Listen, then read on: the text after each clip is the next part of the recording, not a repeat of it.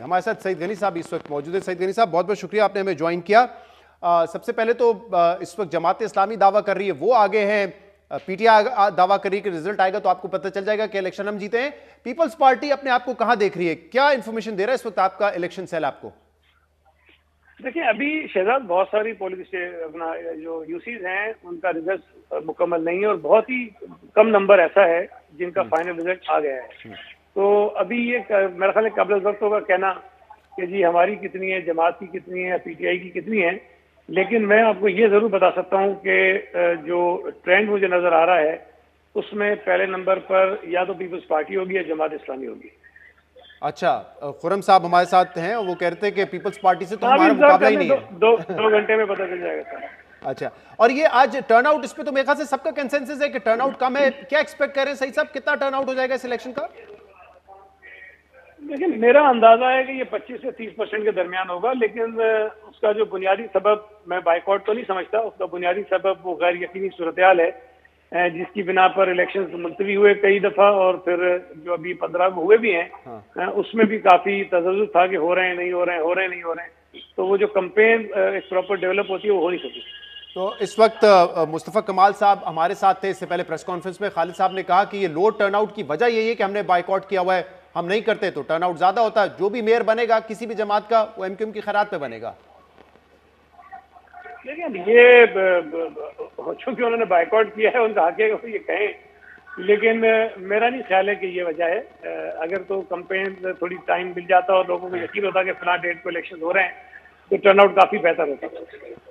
और एमक्यूएम ये कह रही है कि जो आप लोगों ने नोटिफिकेशन से 10-1 को वापस लिया था, अब वो उस पर बाकायदा कैंपेन करेंगे, आगे तक लेके जाएंगे। इलेक्शन कमीशन ने तो मुस्तरद कर दिया, आप लोगों ने वापस लिया, लेकिन वो कह रहे हैं ये तस्लीम कर लिया पीपल्स पार्टी ने कि 53 यूसीज और होनी चाहिए थी। कह रहे हैं हमारा क्लेम है 70 मजीद होनी चाहिए थी, पर ये नोटिफिकेशन वापस लेके पीपल्स पार्टी ने तस्लीम किया है कि डिलिमिटेशन गलत हुई है, कम से कम 53 यूसीज और होनी चाहिए थी। ये पीपल्स पार्टी अब तस्लीम कर रही है।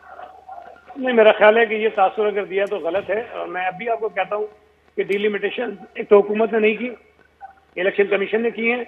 और माजी की जितनी डिलिमिटेशन हुई अगर आप उसका मवाजना करेंगे तो मौजूदा जो डिलिमिटेशन है वो बहुत बेहतर है। और ये जो आज के रिजल्ट आपके सामने आ रहे हैं, अगर पीपल्स पार्टी के ऊपर जो इल्जाम है वो लगता तो शायद फिर हम आराम से 2/3 मेजॉरिटी। लेकिन वो जी क्लेम करें कि पीपल्स पार्टी मान गई थी कि हाँ ये डिलिमिटेशन ठीक नहीं है और 53 यूसीज और होनी चाहिए थी। ये बात दुरुस्त है? वो गलत कह रहे हैं।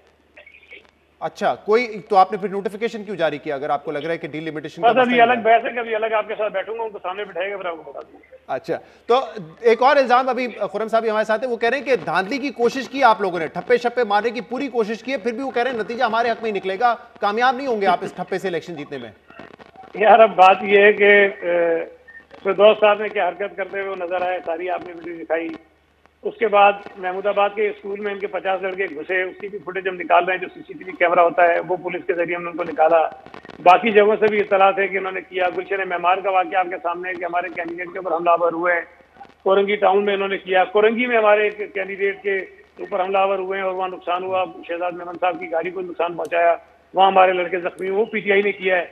अब अगर इल्जाम लगाने पे आ जाए तो मैं आपको शायद 20 चीजें और गिनवा सकता हूँ, लेकिन ये कि मैं इसमें सवाल से इस तरह से कहूंगा कि ये क्योंकि इलेक्शन बहुत बड़े होते हैं, जो लोकल गवर्नमेंट के होते हैं, इस किस्म के वाकयात हो जाते हैं। एक आपका इत्यादी सईद गनी साहब, एक आपका इत्यादी एमक्यूएम बाइकआउट करके बैठा हुआ है, दूसरा आपका इत्यादी जेयूआईएफ, वो भी आप पे इल्जाम लगा रहे हैं कि धांधली पीपल्स पार्टी ने की है। तो कैसे इस इलेक्शन में आप कह रहे हैं कि फिर धांधली जो है वो दूसरी जमातों ने की है और पीपल्स पार्टी ने नहीं की है? देखिए, अगर तो हमने जो ये कह रहे हैं ये किया होता तो सारे हार गए होते ना, हम ही जीते होते सारी सीटें।